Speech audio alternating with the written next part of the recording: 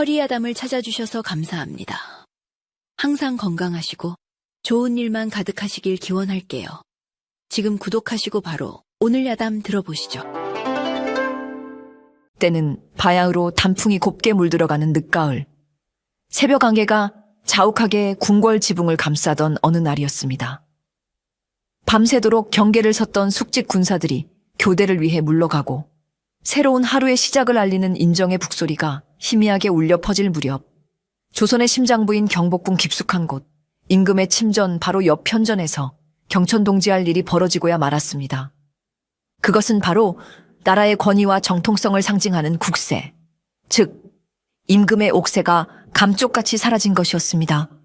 어젯밤 편전 가장 안쪽에 옥새를 보관하는 견고한 이중 옥새함은 분명 상선 내관과 숙직 승지에 의해 봉인되었고 그 앞은 밤새도록 숙련된 내금이 군사들이 삼엄하게 지키고 있었습니다.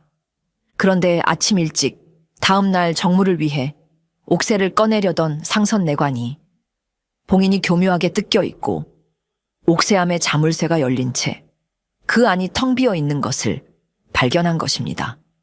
묵직한 무게와 신성한 기운을 내뿜던 천하를 호령하는 임금의 도장이 흔적도 없이 증발해버린 이 믿을 수 없는 사태 앞에서 늙은 상선 내관은 그 자리에 혼절할 뻔했습니다. 옥새가 사라졌다는 소식은 삽시간에 궁궐 전체를 공포와 혼란의 도가니로 몰아넣었습니다. 이는 단순한 도난 사건이 아니었습니다.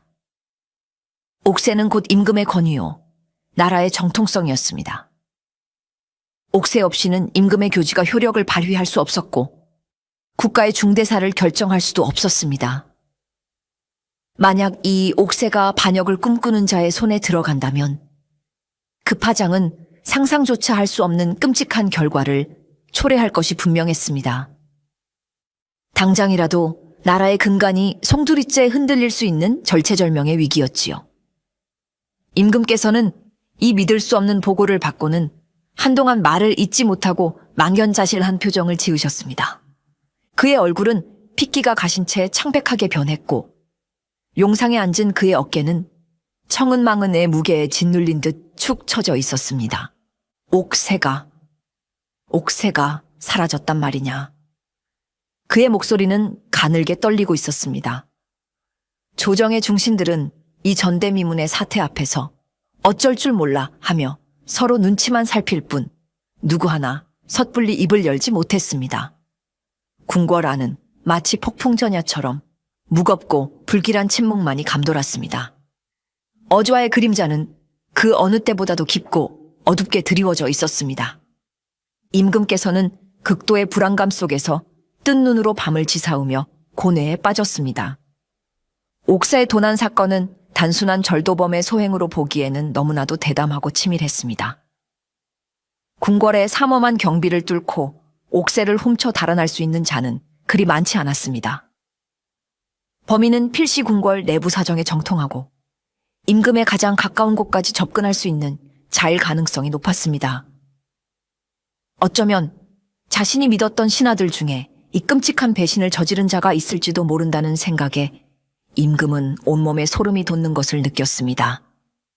공식적으로는 의금부에서 즉시 수사에 착수했지만 임금은 그들을 완전히 신뢰할 수 없었습니다. 의금부 역시 이미 여러 세력들의 입김이 작용하고 있었고 자칫 잘못하면 사건의 진실이 은폐되거나 엉뚱한 방향으로 흘러갈 수도 있었기 때문입니다. 임금에게는 이 중차대한 사건을 아무도 모르게 오직 자신만을 위해 비밀리에 수사하여 진범을 밝혀낼 믿을 만한 인물이 절실히 필요했습니다. 며칠 밤낮을 고민하던 임금의 뇌리에 문득 한 사람의 이름이 떠올랐습니다. 성대유. 그는 과거 사헌부 감찰로 재직하며 여러 권력형 비리 사건들을 명쾌하게 해결하여 명성을 떨쳤던 인물이었습니다. 그는 누구보다 뛰어난 관찰력과 냉철한 판단력, 그리고 한 번 맡은 사건은 그 배후까지 철저히 파헤쳐내는 집요함을 지니고 있었지요. 하지만 그의 강직하고 타협을 모르는 성품은 오히려 권력자들의 미움을 샀고 결국 그는 억울한 모함에 휘말려 모든 관직을 박탈당한 채 한직으로 밀려나 초예에 묻혀 지내고 있었습니다.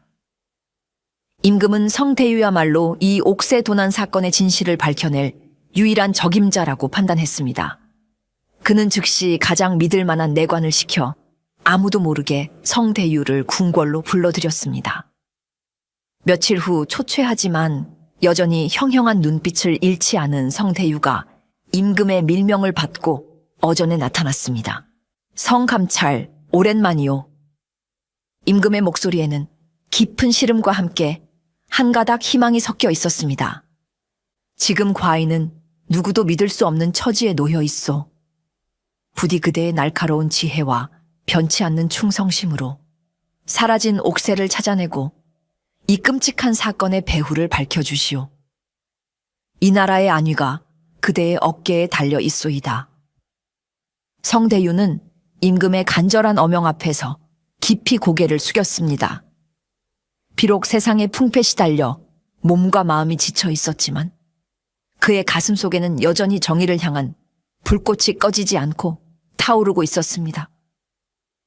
성근이 망극하옵니다, 전하.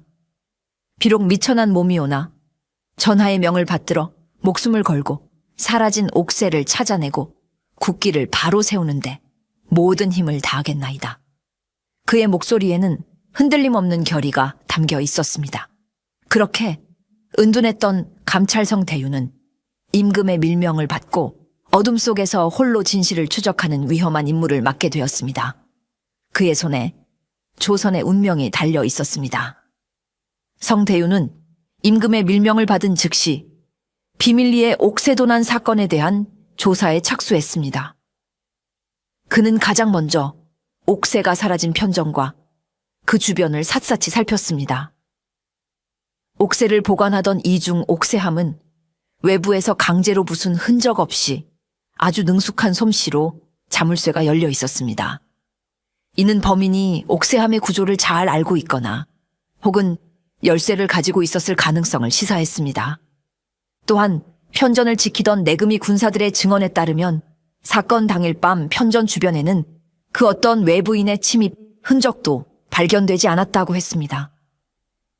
궁궐의 담은 높고 경비는 삼엄하여 담을 넘거나 경비를 뚫고 외부인이 침입하여 옥새를 훔쳐 달아난다는 것은 거의 불가능에 가까운 일이었습니다. 설령 옥새를 훔쳐냈다 하더라도 옥새를 가지고 삼엄한 궁궐문을 무사히 빠져나간다는 것은 상상하기 어려운 일이었습니다. 이 모든 정황은 단 하나의 가능성을 가리키고 있었습니다. 범인은 바로 궁궐 내부에 있으며 그것도 임금을 가장 가까이에서 보필하며 궁궐 내부 사정에 정통한 자들 중에 있을 가능성이 매우 높다는 것이었습니다. 어쩌면 범인은 단독 범행이 아니라 여러 명이 공모하여 치밀하게 계획된 범죄를 저질렀을 수도 있었습니다. 성대유의 수사는 극도로 제한적이고 은밀하게 진행될 수밖에 없었습니다. 임금의 밀명을 받은 사실이 알려지는 날엔 오히려 범인에게 경고를 주어 그들의 도주를 돕거나 증거를 인멸할 시간을 줄 수도 있었기 때문입니다. 그는 자신의 신분을 숨긴 채 때로는 하급 관리로 때로는 평범한 나그네로 위장하여 궁궐 구석구석을 탐문하고 관련자들을 은밀히 만나기 시작했습니다. 그의 용의선상에는 수많은 궁궐 사람들이 떠올랐습니다. 밤낮으로 임금의 곁을 지키는 내관들, 임금의 침소를 드나드는 궁녀들, 그리고 편전의 경비를 책임지는 내금위 군관들까지 그들 모두에게는 각기 다른 이유로 옥새에 접근할 기회와 동기가 있을 수 있었습니다. 하지만 그 중에서도 성대유가 특별히 주목한 인물들은 바로 임금의 최측근에서 막강한 권력을 행사하고 있거나 혹은 임금에게 깊은 원한을 품고 있을 가능성이 있는 자들이었습니다. 그의 예리한 수사망은 이제 궁궐 깊숙한 곳에 숨겨진 검은 그림자들을 향해 서서히 좁혀 들어가고 있었습니다. 성대유가 가장 먼저 주목한 인물은 당대의 막강한 실세이자 현 임금의 외척 세력의 중심 인물인 김좌상이었습니다. 그는 예순을 훌쩍 넘긴 노회한 정객으로 수십 년간 조정의 요직을 두루 거치며 막강한 권력과 부를 축적한 인물이었습니다. 겉으로는 늘 온화한 미소와 겸손한 태도로 임금에게 충성을 다하는 충신을 자처했지만 그 뒤로는 자신의 세력을 확장하고 반대파를 숙청하는데 혈안이 되어 있다는 소문이 파다했습니다. 특히 최근 들어 임금께서 김좌상을 비롯한 외척 세력의 발호를 경계하고 그들의 권력을 견제하려는 움직임을 보이면서 김좌상과 임금 사이에 미묘한 갈등과 긴장감이 흐르고 있다는 것은 공공연한 비밀이었습니다. 만약 김좌상이 옥새를 손에 넣어 임금을 허수아비로 만들고 조정을 자신의 소나기에 넣으려 하거나 심지어 다른 뜻을 품고 역모를 꾸미려 한다면 그에게는 충분한 동기와 능력이 있었습니다. 성태유는 은밀히 김좌상을 만나 그의 관상을 살폈습니다. 김좌상의 관상은 과연 노회한 권력자의 그것이었습니다.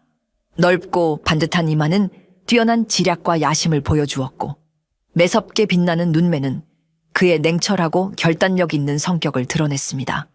하지만 그의 깊게 펜 팔자주름과 굳게 담은 입술에서는 그의 탐욕스러움과 함께 무언가를 감추려는 듯한 음흉하고 비밀스러운 기색이 역력하게 느껴졌습니다.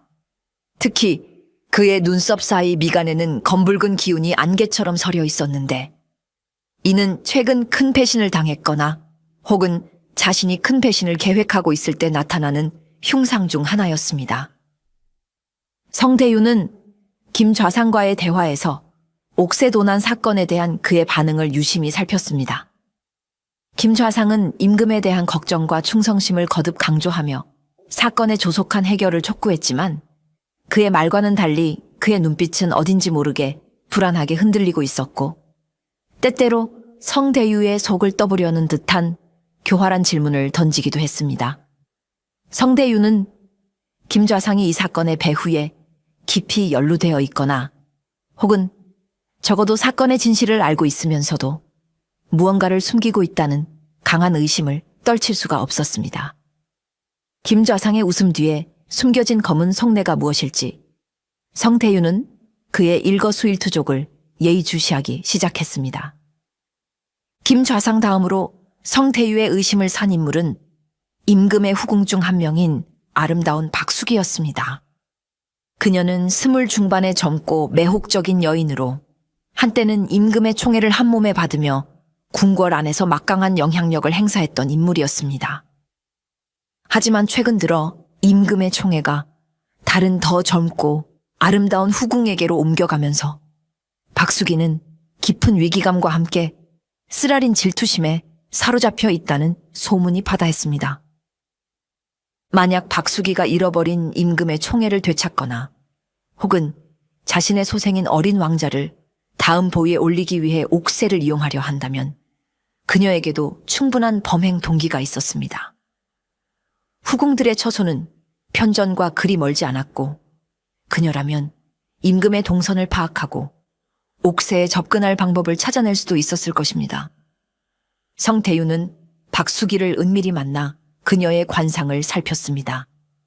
그녀는 과연 소문대로 눈부신 미모를 지녔으나 그 아름다운 얼굴에는 깊은 수심과 함께 무언가에 대한 강한 집착과 불안감이 서려 있었습니다. 복숭아빛으로 물든 뺨과 앵두같이 붉은 입술은 그녀의 강한 도화살을 보여주었지만 가늘게 떨리는 눈썹과 초조하게 움직이는 손가락은 그녀가 극도의 긴장 상태에 있음을 말해주고 있었습니다. 특히 그녀의 눈빛 깊은 곳에는 자신의 운명을 바꾸고야 말겠다는 독한 야심과 함께 모든 것을 잃을지도 모른다는 절박함이 위험하게 뒤섞여 있었습니다.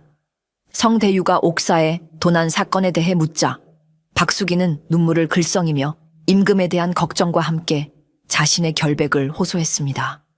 하지만 그녀의 말과는 달리 그녀의 관상에는 거짓과 비밀을 숨기려는 기색이 역력했습니다. 특히 그녀의 입술 주변에 나타난 푸른 기운과 대화 도중 자신도 모르게 아랫입술을 깨무는 행동은 그녀가 무언가를 감추고 있거나 혹은 거짓말을 하고 있다는 명백한 증거였습니다. 성대유는 박숙이가 직접 옥새를 훔쳤다고 단정하기는 어려웠지만 그녀가 이 사건과 어떤 식으로든 깊이 연루되어 있거나 혹은 사건의 중요한 단서를 쥐고 있을 가능성이 매우 높다고 판단했습니다. 그녀의 아름다운 미소 뒤에 숨겨진 야심과 비밀이 무엇일지 성대유는 그녀를 용의선상에서 쉽게 배제할 수 없었습니다. 궁궐아녀인들의 암투는 때로는 사내들의 권력 다툼보다 훨씬 더 치밀하고 잔혹할 수 있다는 것을 그는 잘 알고 있었기 때문입니다. 수십 년간 임금을 가장 가까이에서 보필해온 상선내관 초해내관 역시 성대유의 용의선상에서 벗어날 수 없는 중요한 인물이었습니다. 그는 50줄의 노예한 내관으로 궁궐의 생리를 누구보다 잘 알고 있었으며 특히 임금의 신임이 두터워 옥새가 보관된 편전을 자유롭게 드나들 수 있는 몇 안 되는 인물 중 하나였습니다. 옥새함의 열쇠를 관리하는 책임 또한 그에게 있었습니다. 겉으로 보기에 최 내관은 임금에게 충성을 다하는 우직하고 과묵한 신하처럼 보였습니다. 그는 옥새 도난 사건 이후 누구보다 상심하고 자책하는 모습을 보이며 사건 해결을 위해 동분서주하는 듯 했습니다. 하지만 성대유는 그의 관상에서 미묘한 이중성을 읽었습니다. 그의 깊게 팬 주름과 침착한 태도 뒤에는 말 못할 깊은 고뇌와 함께 무언가를 필사적으로 숨기려는 듯한 불안의 그림자가 짙게 드리워져 있었습니다. 특히 그의 눈빛은 때때로 초점을 잃고 먼 곳을 응시하거나 혹은 극도의 긴장감을 감추려는 듯 부자연스럽게 떨리기도 했습니다. 게다가 최 내관에게는 어두운 과거가 있다는 소문이 궁궐 안팎으로 파다했습니다. 그의 가문이 과거 역모에 휘말려 멸문지화를 당했으며 그는 구사일생으로 살아남아 내관이 되어 궁궐에 들어왔다는 것이었습니다.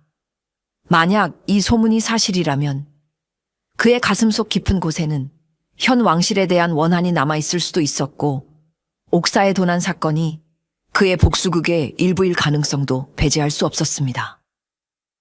성태유는 최 내관을 만나 사건 당일 밤의 행적에 대해 자세히 물었습니다.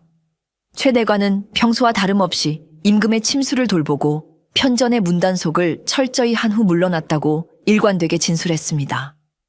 하지만 그의 목소리는 미세하게 떨리고 있었고 그의 관상에 나타난 비밀을 지키려는 고통의 기색은 더욱 선명해졌습니다. 그는 분명 무언가를 알고 있었고 그것을 말하지 못해 괴로워하고 있었습니다. 어쩌면 그는 범인이거나 혹은 범인의 협박에 못 이겨 진실을 은폐하고 있는 것일지도 몰랐습니다. 성대유는 이 늙은 내관에 굳게 닫힌 입을 열게 만드는 것이 사건 해결에 중요한 열쇠가 될 수 있다고 판단했습니다. 임금의 침전과 옥새가 보관된 편전을 가장 자유롭게 드나들 수 있는 또 다른 인물은 바로 대전상궁 윤상궁이었습니다. 그녀는 40줄의 노련한 궁녀로 수십 년간 궁궐에 몸담으며 임금의 의식주를 총괄하는 중요한 위치에 있었습니다. 평소 눈치가 빠르고 입이 무겁기로 정평이 나 있어 임금의 두터운 신임을 받고 있었지만 옥새 도난 사건 이후 그녀의 행동은 어딘지 모르게 평소와 달랐습니다. 윤상궁은 유난히 불안해하며 주변을 경계하는 모습을 자주 보였고 사소한 일에도 깜짝깜짝 놀라거나 안절부절 못하는 등 극도로 예민한 반응을 보였습니다. 성대유가 그녀의 관상을 살폈을 때 그녀의 얼굴에는 극심한 공포와 함께 무언가를 필사적으로 숨기려는 다급함, 그리고 엄청난 비밀을 감당하지 못해 괴로워하는 고통의 기색이 역력했습니다. 특히 그녀의 눈동자는 불안하게 흔들렸고 손톱을 깨무는 버릇까지 보였습니다. 성대유는 윤상궁이 사건 당일 밤 무언가를 목격했거나 혹은 사건에 직접적으로 연루되었을 가능성이 매우 높다고 판단했습니다. 그녀는 분명 옥새 도난 사건에 중요한 단서를 쥐고 있거나 혹은 범인의 정체를 알고 있으면서도 두려움 때문에 입을 열지 못하고 있는 것이 틀림없었습니다. 상궁, 그날 밤 혹 이상한 점은 없었소. 아무리 사소한 것이라도 좋으니 기억나는 것이 있다면 모두 말해주시오. 성대유가 부드러운 목소리로 물었지만 윤상궁은 얼굴이 하얗게 질려 고개를 세차게 저을 뿐이었습니다. 저는 아무것도 보지 못했습니다. 아무것도 모릅니다. 제발 저를 그냥 내버려 두십시오. 그녀는 거의 울음을 터뜨릴 듯한 표정으로 애원했습니다. 하지만 그녀의 과도한 부정과 공포에 질린 모습은 오히려 성대유의 의심을 더욱 증폭시킬 뿐이었습니다. 그녀는 무엇을 그토록 두려워하고 있는 것일까? 그녀가 숨기고 있는 비밀은 과연 무엇일까? 성대유는 윤상궁의 굳게 닫힌 마음의 문을 열기 위해 더욱 치밀하고 섬세한 접근이 필요하다고 느꼈습니다. 그녀의 입에서 터져 나올 한마디가 어쩌면 이 모든 수수께끼를 푸는 결정적인 열쇠가 될 수도 있었기 때문입니다. 성대유는 용의자들에 대한 조사를 진행하는 한편 옥새가 보관되었던 편전의 현장을 다시 한번 꼼꼼하게 살폈습니다. 그는 범인이 남겼을지도 모르는 아주 사소한 흔적이라도 찾아내기 위해 온 신경을 집중했지요. 그의 예리한 감각은 평범한 사람들이 지나치기 쉬운 미세한 단서들을 포착해냈습니다. 가장 먼저 그의 코를 자극한 것은 아주 희미하지만 분명히 존재하는 낯선 향내였습니다. 옥새를 보관하던 옥새함 주변에서, 그리고 옥새함이 놓여있던 탁자 밑에서, 평소 궁궐 안에서는 맡을 수 없었던 독특하고도 이국적인 향기가 미세하게 풍겨 나왔습니다. 그것은 마치 먼 서역에서나 나는 듯한 혹은 깊은 산속의 희귀한 약초에서나 맡을 수 있을 법한 낯설고도 강렬한 향이었습니다. 이 향은 범인이 남긴 중요한 단서가 될 수 있었습니다. 과연 이 향의 주인은 누구이며 어떤 경로로 궁궐 안까지 들어오게 된 것일까요? 또한 성대유는 옥새함 근처 바닥의 틈새에서 아주 작게 찢어진 서찰 조각 하나를 발견했습니다. 그것은 불에 타다 남은 듯 가장자리가 검게 그을려 있었고 종이의 재질 또한 궁궐에서 일반적으로 사용하는 것이 아닌 조금 더 질기고 두꺼운 것이었습니다. 서찰 조각에는 먹으로 쓰인 몇 개의 글자가 희미하게 남아 있었는데 그것은 일반적인 한자가 아니라 마치 암호처럼 보이는 기이한 형태의 부호들이었습니다. 이 서찰 조각은 무엇을 의미하는 것일까? 옥사의 도난과 어떤 관련이 있는 것일까? 낯선 향과 의문의 서찰 조각. 이 두 가지 단서는 성대유에게 새로운 수사의 방향을 제시해 주었습니다. 옥사의 도난은 단순한 내부 소행이 아니라 외부 세력과 연계된 더욱 복잡하고 거대한 음모의 일부일 수도 있다는 가능성이 떠오른 것입니다. 그는 이 단서들을 바탕으로 궁궐 안팎의 정보망을 총동원하여 향의 출처와 서찰의 내용을 파악하는데 모든 힘을 쏟기 시작했습니다. 그의 추리는 이제 궁궐 담장을 넘어 더 넓은 세상으로 향하고 있었습니다.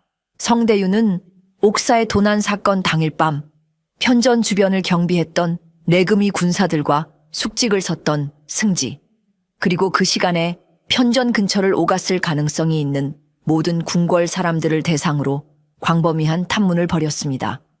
하지만 그들의 증언은 안개 속처럼 모호하거나 서로 미묘하게 엇갈리는 부분이 많아 사건의 실체는 좀처럼 명확하게 드러나지 않았습니다.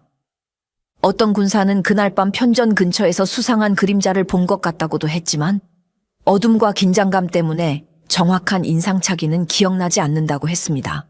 또 어떤 군사는 평소와 다름없이 아무런 이상한 점도 느끼지 못했다고 단언했습니다.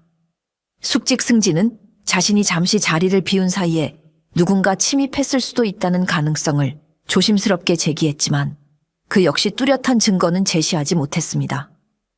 성대유는 그들의 말을 액면 그대로 믿지 않았습니다. 그는 각자의 관상을 살피며 그들의 말 속에 숨겨진 진실과 거짓을 가려내려 애썼습니다.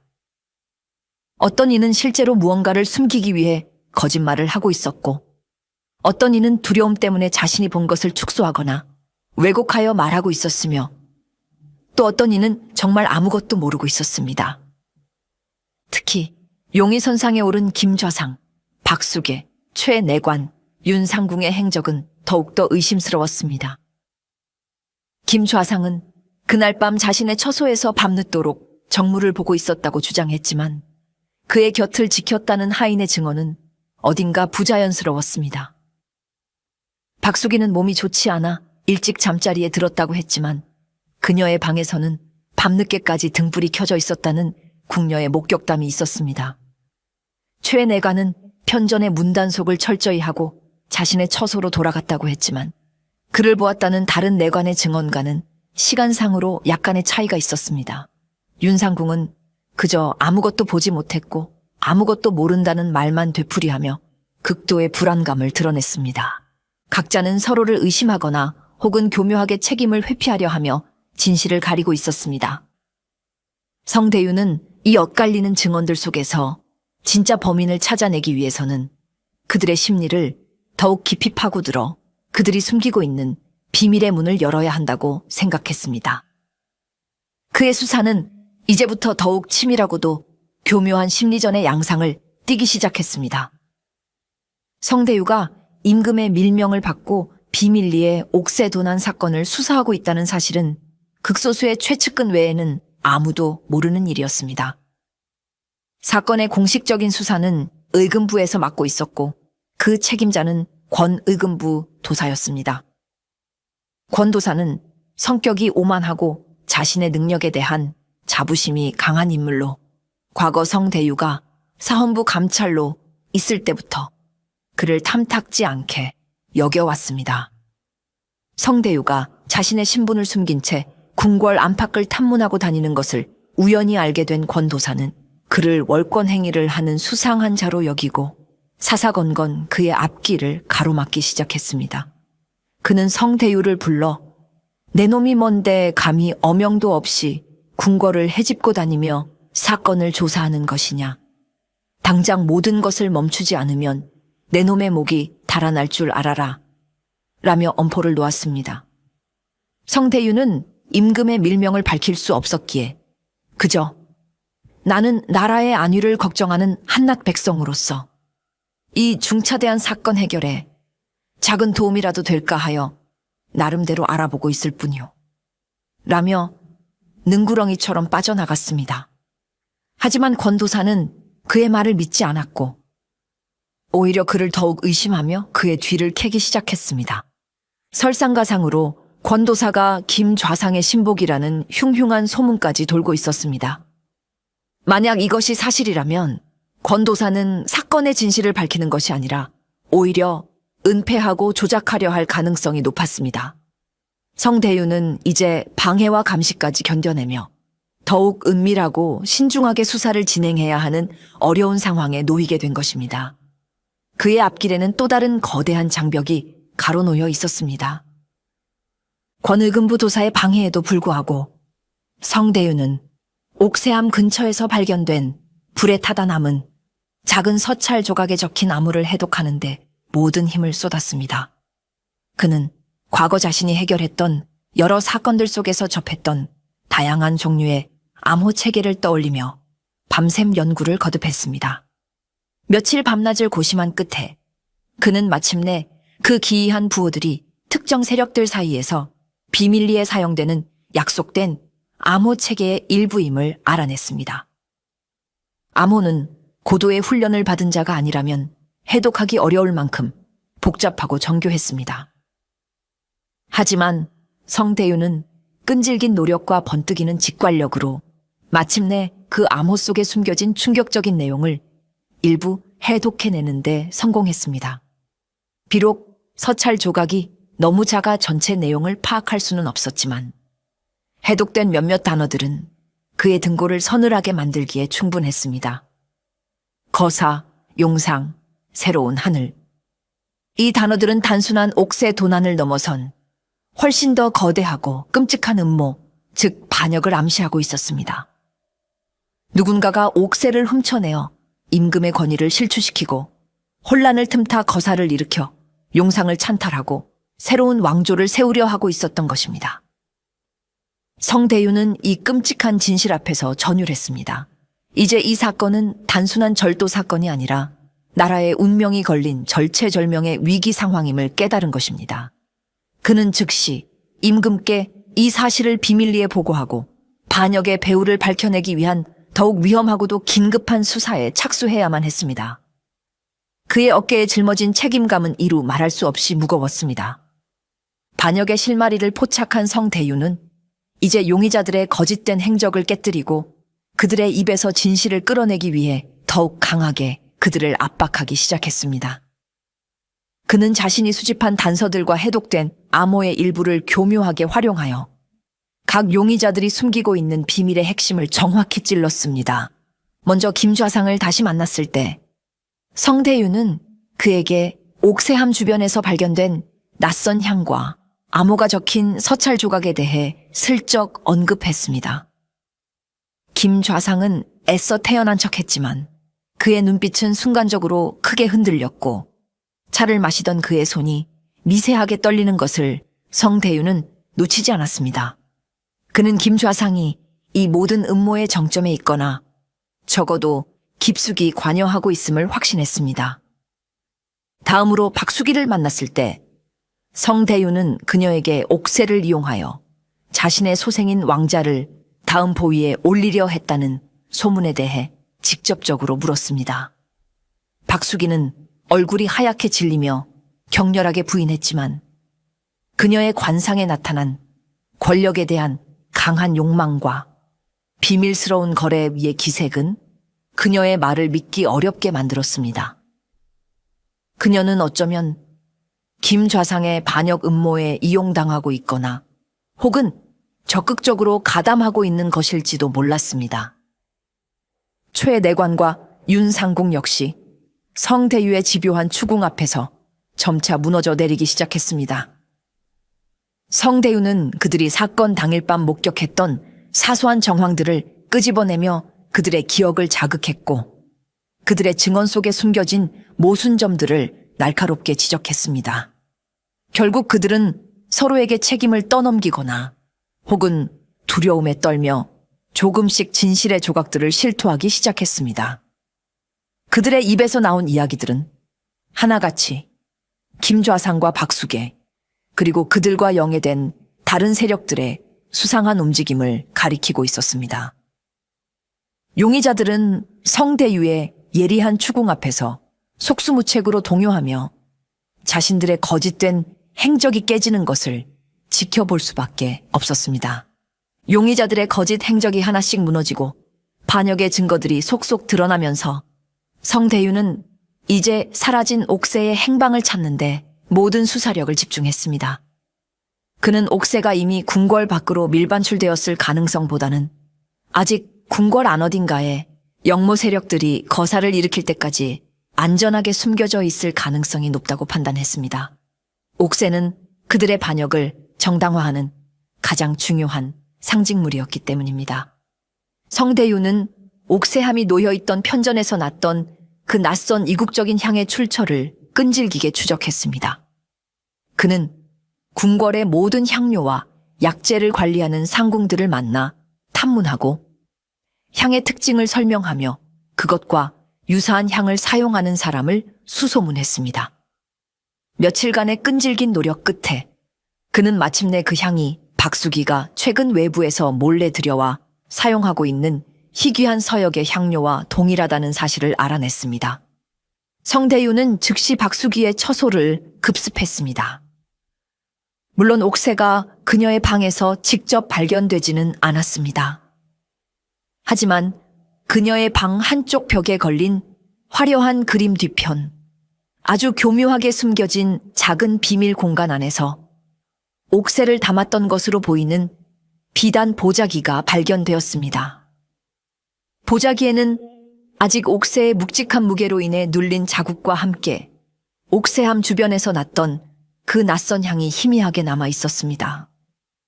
박수기는 옥새를 숨겼던 사실을 극구 부인했지만 명백한 증거 앞에서 그녀의 거짓말은 더 이상 통하지 않았습니다. 그녀는 김좌상의 지시를 받아 잠시 옥새를 자신의 처소에 숨겼다가 거사 직전에 다른 안전한 장소로 옮겼다고 실토했습니다. 하지만 그녀는 옥새가 지금 어디에 있는지는 끝까지 함구했습니다. 성대유는 옥새가 아직 궁궐 안에 있으며 김좌상과 직접적으로 연결된 아주 은밀한 장소에 숨겨져 있을 것이라고 확신했습니다. 그는 이제 그 마지막 은신처를 찾아내야만 했습니다. 박수기의 처소에서 옥새를 숨겼던 흔적이 발견되면서 옥새 도난 사건은 이제 김좌상을 정점으로 하는 거대한 반역 음모의 일부였음이 거의 확실해졌습니다. 성대유는 이 음모가 단순히 김좌상 한 사람의 야심만으로 이루어진 것이 아니라 그와 뜻을 같이 하는 다른 강력한 배후 세력들이 존재할 것이라고 판단했습니다. 그들은 옥새를 이용하여 임금을 폐위시키고 자신들의 입맛에 맞는 새로운 왕을 추대하여 조정을 장악하려는 무서운 역모를 꾸미고 있었던 것입니다. 성대유는 김좌상의 주변 인물들과 그와 은밀히 교류하는 다른 세력들에 대한 조사를 더욱 확대해 나갔습니다. 그는 과거 김좌상이 연루되었던 여러 사건들을 다시 파헤치고 그 과정에서 부당하게 숙청당하거나 몰락했던 반대파 가문들의 후예들이 이번 역모에 가담했을 가능성도 염두에 두었습니다. 어쩌면 초의 내관 또한 그러한 인물 중 하나일 수도 있었습니다. 조사를 진행할수록 이번 역모는 생각보다 훨씬 더 치밀하고 광범위하게 계획되었음이 드러났습니다. 그들은 궁궐 내부뿐만 아니라 외부에도 자신들의 세력을 심어두고 거사 당일 함께 봉기하여 순식간에 조정을 장악하려는 무서운 계획을 세우고 있었습니다. 옥새는 그들의 거사를 정당화하고 새로운 왕의 즉위를 공표하는 데 사용될 가장 중요한 도구였던 것입니다. 성대유는 이 끔찍한 음모의 전모를 파악하면서 자신 혼자서는 이 거대한 악의 세력에 맞서기가 역부족일 수도 있다는 위기감을 느꼈습니다.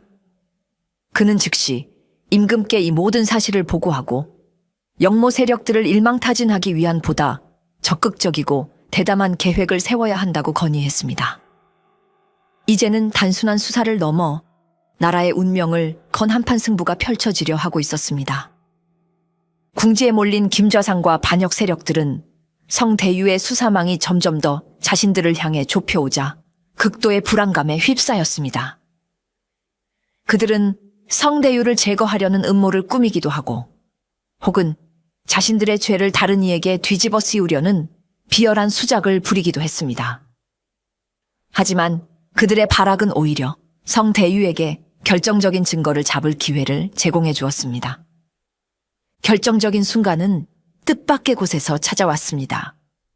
반역 음모에 깊숙이 가담했던 인물 중 하나가 자신의 안위를 보장받는 조건으로 성대유에게 모든 것을 털어놓기로 결심한 것입니다.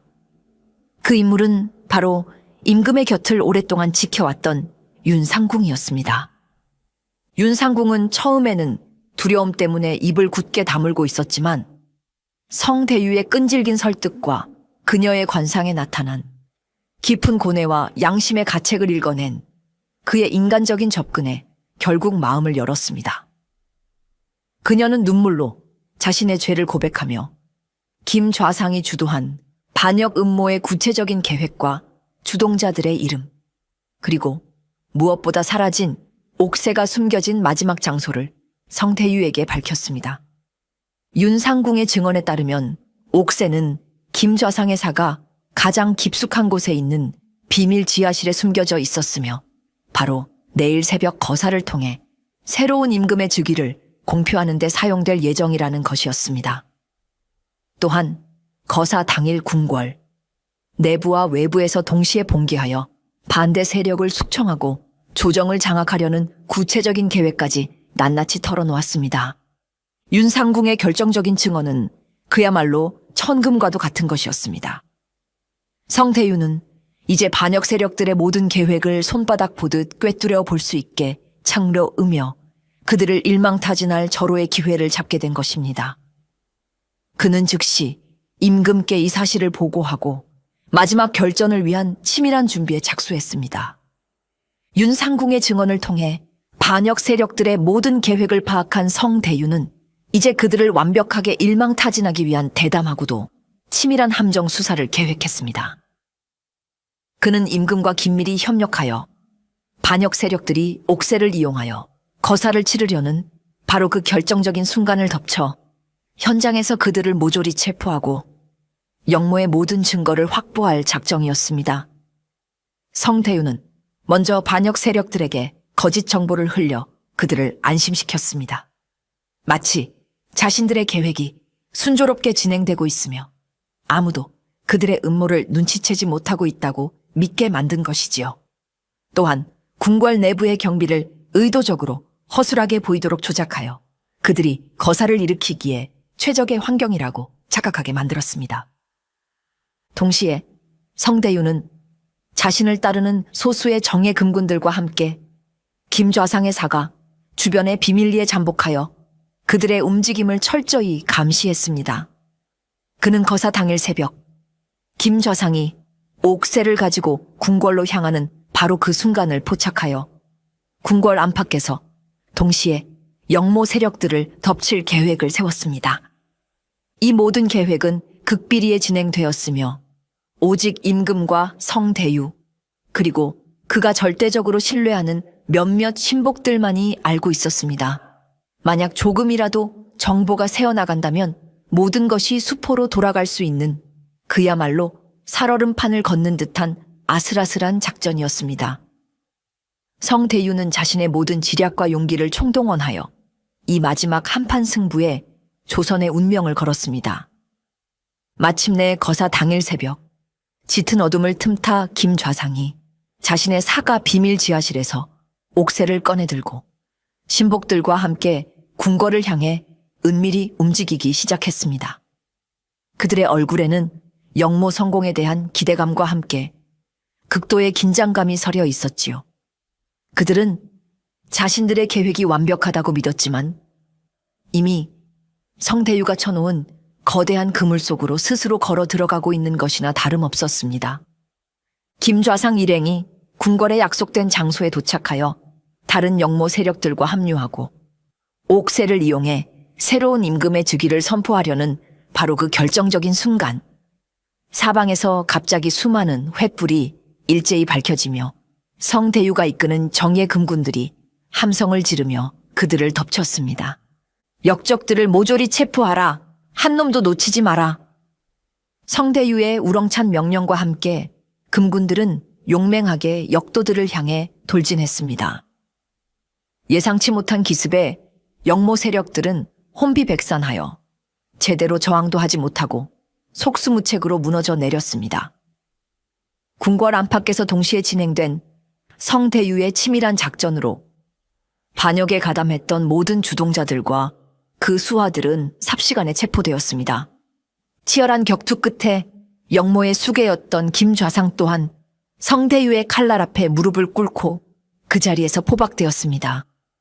그의 얼굴에는 당혹감과 분노, 그리고 모든 것이 끝났다는 절망감이 교차했습니다. 숨겨졌던 옥사에 또한 무사히 회수되어 다시 임금의 손으로 돌아갔습니다. 그렇게 조선의 하늘을 뒤덮을 뻔했던 거대한 반역의 검은 구름은 성대유의 지혜와 용기로 인해 마침내 거치게 된 것입니다. 반역 음모는 성공적으로 진압되었고 관련된 자들은 모두 의금부의 삼엄한 조사를 거쳐 그 죄과에 상응하는 엄중한 처벌을 받게 되었습니다. 영모를 주도했던 김좌상을 비롯한 핵심 주동자들은 참수형이라는 극형에 처해졌고 그들의 가문 또한 멸문지화를 면치 못했습니다. 반역에 가담했던 다른 관리들과 군사들 역시 그 죄의 경중에 따라 유배를 가거나 파직되는 등 엄한 벌을 받았습니다. 한편 옥사의 도난 사건에 연루되었던 다른 인물들의 처분도 내려졌습니다. 임금의 총애를 잃고 김좌상의 영모에 이용당할 뻔했던 후궁 박숙이는 비록 영모에 직접 가담하지는 않았으나 옥새 도난 사실을 알고도 묵인하거나 혹은 자신의 야심을 위해 이용하려 했던 죄가 인정되어 폐위된 후 궁궐에서 쫓겨나 사계 유폐되는 신세가 되었습니다. 상선 내관 초의 내관과 대전 상궁 윤 상궁은 처음에는 김좌상의 협박에 못 이겨 영모에 가담할 뻔했으나 결국 성대유에게 모든 사실을 털어놓고 영모를 진압하는 데 결정적인 도움을 준 공을 인정받아 죄를 용서받고 관직을 유지할 수 있었습니다. 하지만 그들은 평생 동안 자신들의 어리석었던 행동을 후회하며 임금과 나라에 충성을 다했다고 합니다. 이렇게 하여 옥사의 도난으로 시작된 조선의 큰 위기는 관련자들의 공과 죄를 명확히 가리는 것으로 일단락되었습니다. 정의는 실현되었지만 그 과정에서 드러난 인간의 탐욕과 배신은 많은 이들에게 깊은 상처와 교훈을 남겼습니다. 사라진 옥새를 되찾고 거대한 반역 음모를 분쇄하여 국가의 위기를 막아낸 성대유의 공은 그야말로 하늘을 찌를 듯했습니다. 임금께서는 그의 뛰어난 지혜와 흔들림 없는 용기, 그리고 나라를 위한 변치 않는 충성심에 크게 감복하여 그에게 파격적인 상을 내리고 다시 사헌부의 중요한 요직에 중용했습니다. 한때 억울한 모함으로 좌천되어 초예에 묻혀 지냈던 그는 이번 사건을 통해 자신의 능력과 가치를 다시 한번 만천해 증명해 보인 것입니다. 그의 이름은 강직하고 지혜로운 신하의 표상으로 조정 안팎에 널리 알려졌고 백성들 사이에서도 그의 공적을 칭송하는 이야기가 자자하게 퍼져나갔습니다. 성대유는 다시 얻은 관직에서도 예전과 변함없이 청렴하고 강직한 자세로 국정을 보좌하며 임금의 두터운 신임을 받았습니다. 그는 이번 사건을 통해 얻은 교훈을 바탕으로 나라의 기강을 바로 세우고 부패한 관리들을 척결하는 데 앞장섰으며 억울한 백성들의 목소리에 귀 기울이는 어진 관리로서의 소임을 다했다고 합니다. 그의 활약으로 인해 한동안 혼란스러웠던 조정은 다시 안정을 되찾았고 임금의 어좌 또한 굳건하게 바로 설 수 있었습니다. 모든 사건이 해결되고 궁궐에 다시 평화가 찾아왔지만 성대유의 마음 한구석에는 깊은 고뇌와 함께 세상사에 대한 회의감이 자리 잡았습니다. 그는 이번 옥새 도난과 반역 음모 사건을 해결하는 과정에서 인간의 끝없는 권력욕과 그로 인한 추악한 배신, 그리고 궁중암투의 냉혹하고도 비정한 현실을 다시 한번 뼈저리게 깨달았기 때문입니다. 한때 자신이 충성을 다해 모셨던 신하들이, 그리고 존경했던 인물들이 사사로운 욕망과 야심 때문에 나라를 위기에 빠뜨리고 서로를 죽고 죽이는 악의 다툼을 벌이는 모습을 목도하면서 그는 권력이라는 것의 허무함과 인간 존재의 깊은 고독감을 느끼지 않을 수 없었습니다. 임금께서는 그의 공을 높이사 다시 중요한 관직에 등용하려 했지만 성대유는 정중히 사양했습니다. 그는 화려한 궁궐 생활과 권력의 중심보다는 조용히 백성들의 삶을 살피고 그들의 억울함을 풀어주는 낮은 곳에서의 소임을 다하고 싶다는 뜻을 밝혔습니다. 그의 마음속에는 여전히 정의를 향한 불꽃이 타오르고 있었지만 이제 그 불꽃은 요란하게 타오르기보다는 은은하게 세상을 비추는 등불과 같은 것이 되기를 원했습니다. 임금께서는 그의 뜻을 존중하면서도 안타까움을 금치 못했습니다. 하지만 그의 강직한 성품과 뛰어난 능력을 이대로 묻어둘 수는 없다고 판단하셨지요. 며칠 밤낮을 고민한 임금께서는 마침내 성대유에게 새로운 밀명을 내리셨습니다. 그것은 바로 최근 민심이 흉흉하고 탐관오리의 바로가 심하다는 소문이 끊이지 않는 남쪽 변방의 한 고을로 내려가 암행 감찰의 임무를 수행하라는 것이었습니다. 공식적인 직함 없이 오직 임금의 신임만을 등에 업고 은밀하게 움직이며 부패를 척결하고 민심을 안정시키라는 중차대한 임무였지요. 성대유는 임금의 깊은 뜻을 헤아리고 이 새로운 부름을 받아들였습니다. 어쩌면 이것이야말로 자신이 진정으로 원했던 권력의 중심에서 벗어나 백성들의 삶 속으로 직접 들어가 그들의 아픔을 어루만지고 정의를 실현할 수 있는 기회일지도 모른다고 생각했습니다.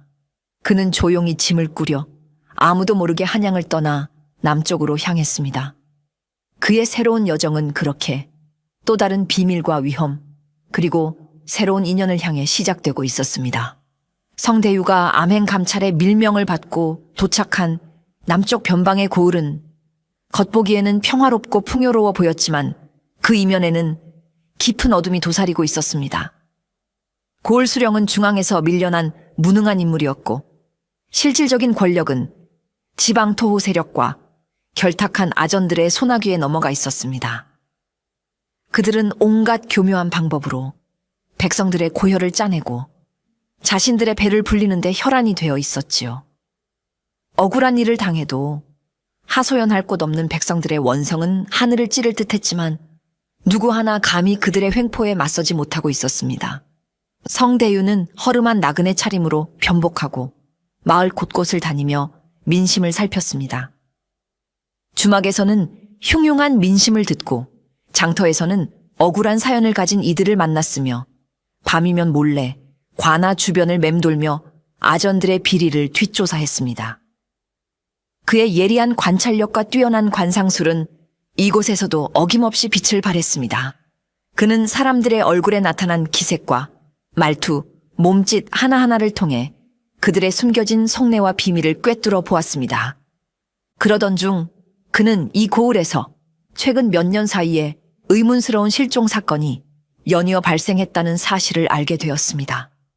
실종된 사람들은 대부분 고을 수령이나 아전들에게 밉보였거나 혹은 그들의 비리를 고발하려 했던 자들이었습니다.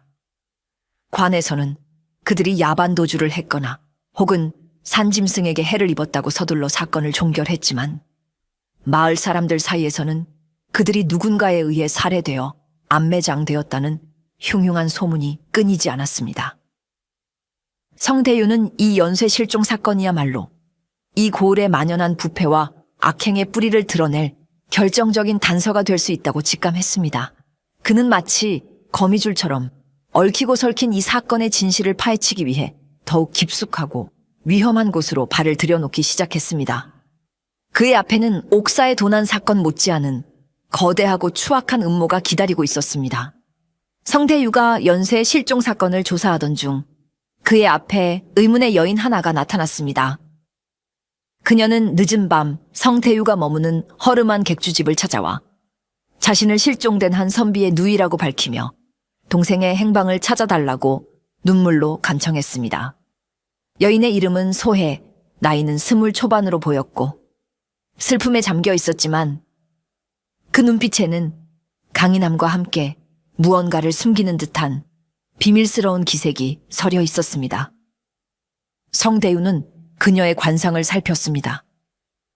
그녀의 얼굴에는 깊은 슬픔과 원한, 그리고 복수심이 뒤엉켜 있었고 동시에 누군가를 극도로 두려워하는 기색 또한 역력했습니다. 그녀는 분명 무언가 중요한 단서를 알고 있거나 혹은 사건의 핵심과 깊이 연루되어 있는 인물임이 틀림없었습니다.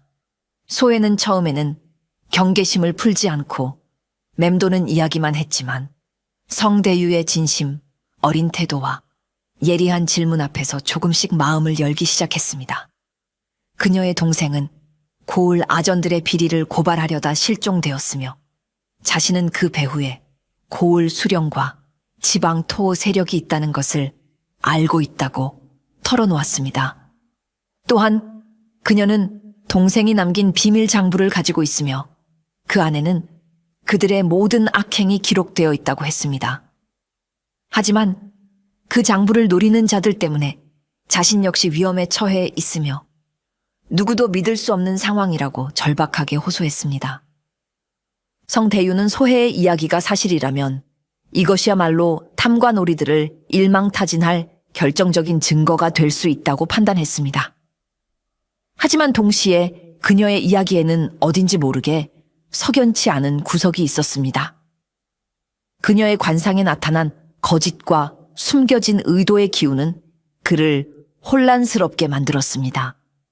그녀는 정말 순수한 피해자일까? 아니면 이 모든 것이 또 다른 함정일까? 그럼에도 불구하고 성대유는 소혜를 돕기로 결심했습니다. 그녀가 가지고 있다는 비밀 장부를 확보하고 그녀를 안전하게 보호하며 사건의 진실을 밝혀내기로 한 것입니다. 하지만 그는 소혜를 완전히 믿지는 않았습니다. 그녀의 아름다운 눈물 뒤에 숨겨진 진짜 속내가 무엇일지 그는 한순간도 경계를 늦추지 않았습니다. 두 사람의 만남은 그렇게 서로를 의심하면서도 협력해야 하는 위험한 동행의 시작이었습니다. 성대유는 소혜와 함께 비밀 장부를 찾고 범인들의 처소를 알아내기 위해 위험한 작전을 펼치기 시작했습니다. 그 과정에서 몇 번이나 목숨을 위협받는 아슬아슬한 순간들을 넘겨야 했지요. 하지만 소혜의 용기와 기지, 그리고 성대유의 뛰어난 무예와 지략 덕분에 그들은 번번이 위기를 모면할 수 있었습니다. 함께 위험을 헤쳐나가면서 두 사람 사이에는 어느덧 끈끈한 동지애와 함께 미묘한 연정마저 싹트기 시작했습니다. 마침내 그들은 고을 수령과 토호 세력들이 비밀리에 회합을 갖는다는 낡은 사당을 급습하여 그들이 빼돌린 재물과 함께 연쇄 실종 사건의 희생자들의 유품들을 발견하고 그들의 모든 악행이 기록된 비밀 장부를 손에 넣는 데 성공했습니다. 모든 것이 계획대로 진행되는 듯 보였습니다. 하지만 바로 그 순간 예상치 못한 배신이 그들을 기다리고 있었습니다. 소혜가 갑자기 돌변하여 성대유를 공격하고 비밀 장부를 빼앗아 달아나려 한 것입니다. 성대유는 간신히 그녀의 공격을 피했지만 믿었던 그녀의 배신에 큰 충격을 받았습니다. 알고 보니 소혜는 처음부터 토호 세력의 수장과 한패였던 것입니다. 그녀는 실종된 선비의 누이가 아니었고 오히려 그 선비를 유인하여 죽음으로 몰아넣은 미끼였습니다. 그녀는 성대유에게 접근하여 그의 능력을 이용해 다른 경쟁 세력들을 제거하고 비밀 장부를 손에 넣어 자신들의 죄를 완전히 덮으려 했던 것입니다. 그녀의 슬픔, 어린 눈물과 절박한 호소는 모두 치밀하게 계산된 연기였습니다. 하지만 성대유는 이미 그녀의 관상에서 수상한 점을 간파하고 그녀의 배신을 어느 정도 예견하고 있었습니다. 그는 소혜가 장부를 가지고 도주하려는 순간 미리 포진시켜 두었던 암행 감찰의 수하들과 함께 그녀를 포위했습니다. 궁지에 몰린 소혜는 모든 것을 체념하고 자신의 죄를 자백했습니다.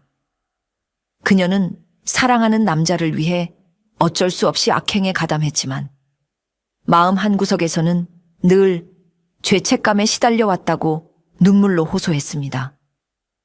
소혜의 자백과 확보된 증거들을 바탕으로 고을 수령과 토호 세력, 그리고 그들에게 빌부터 악행을 저질렀던 아전들은 모조리 체포되어 의금부로 압송되었습니다. 그들의 추악한 죄는 만천에 드러났고 그들은 모두 법의 엄정한 심판을 받아 마땅한 처벌을 받았습니다. 억울하게 희생되었던 사람들의 원혼도 조금이나마 위로받을 수 있었을 것입니다. 소혜 역시 자신의 죄를 용서받을 수는 없었지만 수사에 협조하고 모든 사실을 자백한 점, 그리고 진심으로 뉘우치는 모습을 보인 점 등이 참작되어 참수형 대신 먼 변방으로 유배를 떠나는 것으로 형이 감해졌습니다. 그녀는 유배를 떠나기 전 성대유에게 찾아와 진심으로 사죄하고 그에게서 받은 짧지만 따뜻했던 인간적인 정에 대해 감사함을 표했다고 합니다. 모든 사건이 해결되고 고을에 다시 평화가 찾아오자 성대유는 임금께 모든 사실을 보고하고 암행 감찰의 임무를 마쳤습니다. 임금께서는 그의 뛰어난 공적을 다시 한번 치하하며 그에게 한양으로 돌아와 중요한 관직을 맡아줄 것을 제안했습니다. 하지만 성대유는 이번에도 정중히 사양했습니다. 대신 그는 이 남쪽 고을에 남아 부패로 피폐해진 민심을 수습하고 백성들의 삶을 돌보는 데 헌신하고 싶다는 뜻을 밝혔습니다. 그는 이번 사건을 겪으면서 자신이 진정으로 원하는 삶은 화려한 권력의 중심이 아니라 이름 없이 빚도 없이 백성들의 곁을 지키는 것임을 깨달았던 것입니다. 임금께서는 그의 굳은 의지를 꺾을 수 없음을 알고 마침내 그의 뜻을 받아들여 그를 그 고을의 새로운 수령으로 임명했습니다. 그리고 그의 곁에는 이번 사건 해결에 큰 도움을 주었고 그 과정에서 서로에게 깊은 신뢰와 연정을 느끼게 된 그 지역의 강직하고 현명한 아전의 딸이 새로운 인연으로 함께하게 되었습니다. 그녀는 성대유의 정의감과 따뜻한 마음에 감복하여 평생 그의 곁을 지키며 그의 뜻을 돕겠다고 약속했지요. 두 사람의 만남은 마치 험난한 폭풍구가 지나간 뒤 맑게 갠 하늘 아래 피어난 한 송이 꽃과도 같았습니다. 새로운 수령이 된 성대유는 자신의 모든 능력과 지혜를 다해 고을을 다스렸습니다. 그는 부패한 관리들을 척결하고 억울한 백성들의 한을 풀어주었으며 가난하고 소외된 이들을 보살피는데 온 힘을 기울였습니다. 그의 선정 아래 고을은 빠르게 안정을 되찾았고 백성들의 얼굴에는 웃음꽃이 피어나기 시작했습니다. 그의 곁에는 늘 현명하고 따뜻한 아내가 함께하며 그의 든든한 버팀목이 되어 주었습니다. 두 사람은 서로를 깊이 아끼고 존중하며 백성들의 모범이 되는 아름다운 가정을 꾸렸습니다.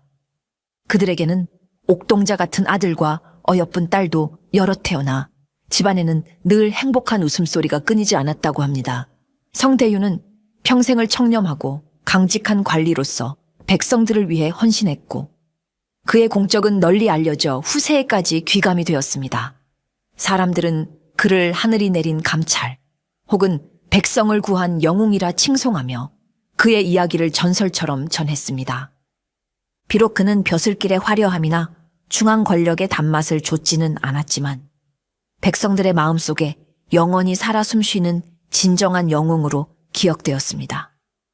옥새 도난 사건으로 시작된 그의 험난했던 여정은 결국 그에게 진정한 삶의 의미와 가치를 깨닫게 해주고 아름다운 사랑과 백성들의 존경이라는 값진 결실을 안겨주었던 것입니다.